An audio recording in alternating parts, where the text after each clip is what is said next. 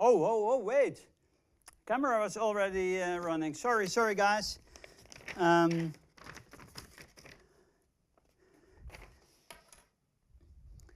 So, functional programming with bananas, lenses, the barbed wire I left at home, and envelopes is not something for hipsters.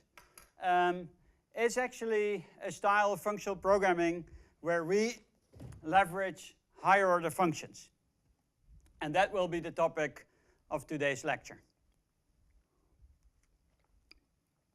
We've seen several higher order functions already, but we never actually named them specifically. So a higher order function is a function that takes an argument, a function as an argument, or returns a function as a result. Let's look at this function twice.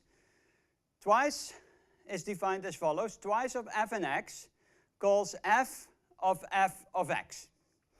Now if we look at the type of twice, and again remember the syntax, twice double colon means twice has type, then on the right we see that it takes as the first parameter a function from a to a, and it returns a function from a to a.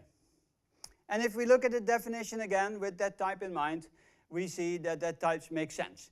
Twice takes a function, that function goes from a to a, then it takes an argument of type a, that's x, and then it returns a value of type a. Well, how does it do that? It applies f once, which takes an a, transforms that into another a, so the argument to the second application of f will also be of type a, and you apply f a second time to return a value of type a. So twice is a higher order function because it takes a function as its first argument. Also notice how the parentheses are used.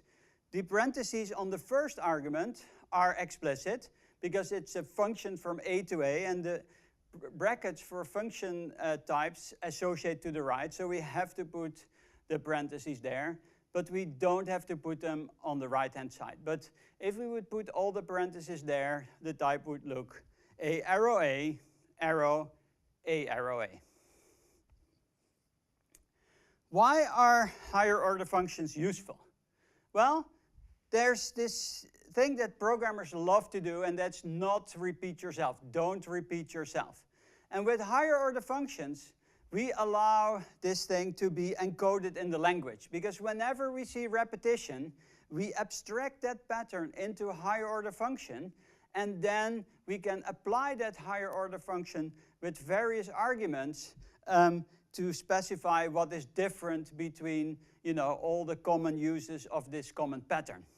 Okay, so common programming idioms can be encoded as functions within the language itself. And laziness here plays an important role, because if you don't have lazy evaluation, arguments might be evaluated prematurely, and then the effect is not the same as the pattern where you instantiate the arguments for the parameters. Another way to look at this is that we can define domain-specific languages as collection of higher order functions. So in Haskell, people often talk about domain-specific languages where they mean APIs. Okay, another way to say that is these are embedded domain-specific languages.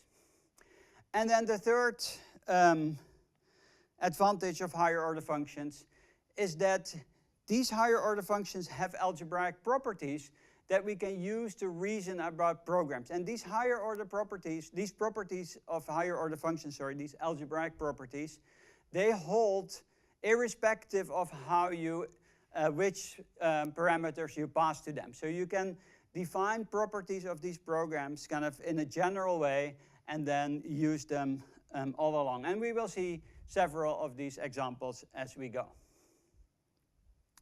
Twice may look like, little weird. It's maybe a little bit syntactic. But here's another higher order function that we use all the time. And this is the map function.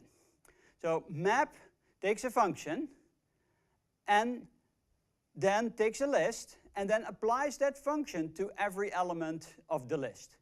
if you look at the type of map, A arrow B arrow, list of A arrow list of B, you have very little choice than to apply that function to every element of the list. Because it kind of, the type really strongly suggests that implementation. You have a function of type A to B, you have a function, a list with values of type A, and what you require is a list with values of type B. Well, what can you do? Well, you just transform every element in the input list using that function to get the required output list. And that's exactly how map is defined. Now, let's look at an application of map.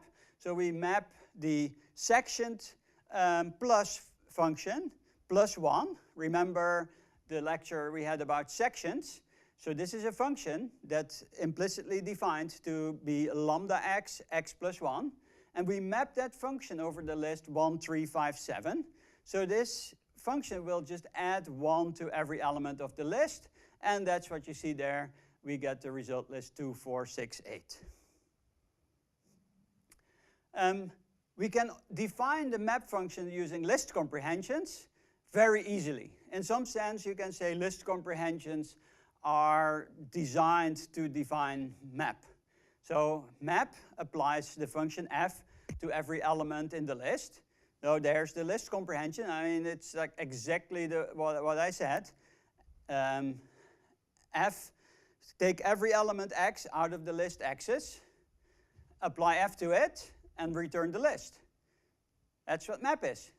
But we can also define map recursively. And in some sense, I prefer myself the recursive definition. And why do I prefer the recursive definition? Well, we will see later that when we define map recursively, and we define other higher order functions recursively, we see a pattern that we can abstract again. So we can abstract map into a super higher order function. And that will be the fold function. But for now, let's look at the recursive definition of just map. So map of the empty list is the empty list. And map of the list x cons x's, well, what we do is we first recursively map f over x's. So we map f over the rest of the list. And then we concatenate f of x to the front. All right? So this is a recursive definition that is inductive over the structure of the list. So we have either the empty list, or we have the case where the list is built using x cons x's. We recursively map f over the rest of the list, and then cons f of x on top. Here's another higher order function, filter. So filter takes a predicate, a function from A to bool, then takes a list and returns another list, a new list, where all the elements for which that predicate does not hold are removed. That's why it's called filter. So all these elements are filtered away. For instance, if we want to filter all the even numbers from the list of values from 1 to 10, we get all the even values, 2, 4, 6, 8, and 10. Again, filter can be defined in two ways. First one is with list comprehensions, fairly simple. So what we do is we say, take every element x out of x's, and if p of x is true, then you put x in the result list, and that's it.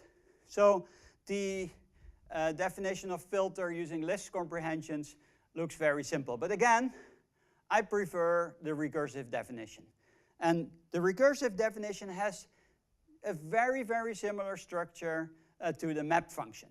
It's defined inductively on the structure of the list. So we have two cases. Either we have the empty list, or we have the list x cons x's. When we filter all the values for which this predicate does not hold from the empty list, well, the only thing we can do is return the empty list.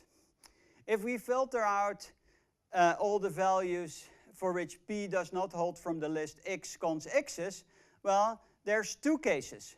First, p of x can be true, so that's this case. And then this is the second case, when p of x is false. Well, if p of x is true, we filter recursively the rest of the list, and then we concatenate x on top, and otherwise we just forget about x and filter the rest of the list.